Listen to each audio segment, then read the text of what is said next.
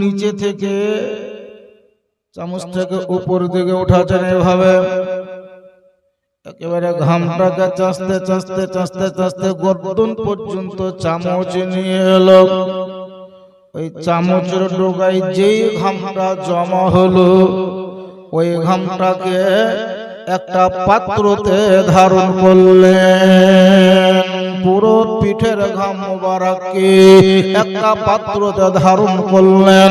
অন্য কোনো মানুষ ছিল তা ছিল না, বরং নবী মুস্তাফার বিবি হযরতে খাদিজাতুল কুবরা তিনি ছিলেন। দয়ার নবী, মায়ার নবী মুস্তাফা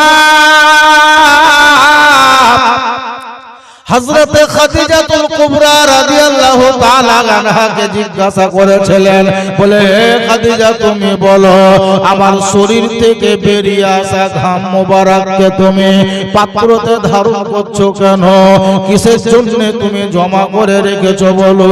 হযরতে খাদিজাতুল কুবরা রাদিয়াল্লাহু তাআলা আনহা তিনি বললেন, ইয়া রাসূলুল্লাহ, ইয়া হাবিবাল্লাহ, ওগো আল্লাহর পয়গম্বর, ওগো আল্লাহর নবী, ওগো আল্লাহর রাসূল, আপনার শরীর থেকে বেরিয়ে যাওয়া ঘাম মোবারক আমি মাটিতে ধারণ করতে দেই না, আমি পাত্রতে জমা করে রেখেছি। ইয়া রাসূলুল্লাহ, ইয়া হাবিবাল্লাহ, নবী গো,